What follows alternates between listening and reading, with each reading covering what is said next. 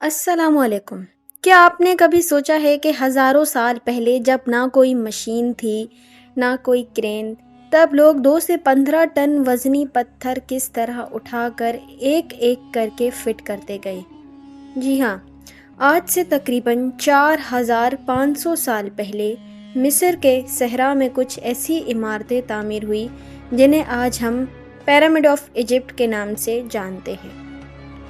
یہ صرف عمارتیں نہیں، یہ ایک راز ہے، ایک ایسا راز جو صدیوں سے دنیا کے ذہین ترین لوگ بھی مکمل طور پر نہیں سمجھ سکے۔ سب سے بڑا پیرامڈ خوفو کا ہے، اسے پیرامڈ آف خوفو بھی کہا جاتا ہے۔ یہ اتنا بڑا ہے کہ آج کی جدید دنیا میں بھی اس جیسا بنانا ایک چیلنج ہوگا۔ لیکن سوال یہ ہے، ایسا کیسے ممکن ہے؟ اس زمانے میں نہ لوہا تھا نہ پہیا، تو پھر کیسے؟ کچھ لوگ کہتے ہیں کہ یہ سب انسانی محنت کا نتیجہ ہے، کچھ کہتے ہیں کہ یہ جادو تھا، اور کچھ یہ مانتے ہیں کہ یہ انسانوں نے بنایا ہی نہیں۔ یہاں کچھ ایسی نشانیاں ہیں جو عقل کو حیرت میں ڈال دیتی ہیں۔ مثال، خوفو پیرامڈ کے نیچے موجود پتھر 50 سے 60 میل دور لائے گئے۔ ان کا وزن اتنا زیادہ تھا کہ ایک ٹرک بھی بمشکل انہیں اٹھا سکتا ہے۔ اب سوال یہ ہے کہ یہ سب پتھر ایک جیسی طاقت میں اس درستگی سے کیسے لگائے گئے؟ اس کی دیواروں کے بیچ میں ایک بلیڈ بھی داخل نہیں کیا جا سکتا۔ کیا اس دور میں واقعی ایسا ممکن تھا یا پھر کوئی اور ہی معاملہ تھا؟ پھر آتا ہے ایک اور دلچسپ پہلو۔ یہ پیرامڈ زمین کے بالکل شمال اور جنوب کی سمت میں رکھے گئے ہیں۔ اتنی پرفیکٹ سمت کا تعین آج جی پی ایس کے بغیر مشکل ہے، تو اس وقت کیسے ہوگا؟ کچھ سائنسدان کہتے ہیں کہ یہ میتھمیٹیکل جینیس کا کمال ہے، کیونکہ اگر آپ پیرامڈ کی چوڑائی کو اس کی اونچائی سے تقسیم کریں تو جواب میں آتا ہے پائے۔ اب کوئی مجھے یہ بتائے، کیا یہ سب اتفاق تھا یا کوئی خفیہ علم جس تک ہماری رسائی آج بھی ممکن نہیں؟ پھر آتی ہے ایلین تھیوری۔ جی ہاں، کچھ لوگ یہ مانتے ہیں کہ یہ پیرامڈز انسانوں نے نہیں بلکہ کسی اور دنیا کی مخلوق ایلینز نے بنائے ہیں۔ اس بات کو تقویت تب ملی جب کچھ ہائیروگلیفک تصویروں میں اسے نشان نظر آئے، جو آج کے جہاز، راکٹ اور سب میرین جیسے مشابہت رکھتے ہیں۔ کیا ایجپشینز کسی دوسری دنیا سے رابطے میں تھے؟ کیا انہیں کسی اور طاقت نے یہ سب سکھایا؟ یہ وہ سوال ہیں جن کا جواب آج تک پوری دنیا نہیں ڈھونڈ پائی۔ پھر آتے ہیں پیرامڈز کے اندرونی کمرے۔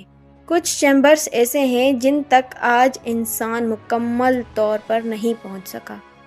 2017 میں جب پیرامڈز آف خوفو کو تھرمل اسکین کیا گیا تو ایک ایسا خالی حصہ ملا جسے آج تک کوئی نہیں کھول سکا۔ کیا وہاں کوئی خزانہ چھپا ہے یا کوئی ایسا راز جو انسانیت کو ہلا کے رکھ دے؟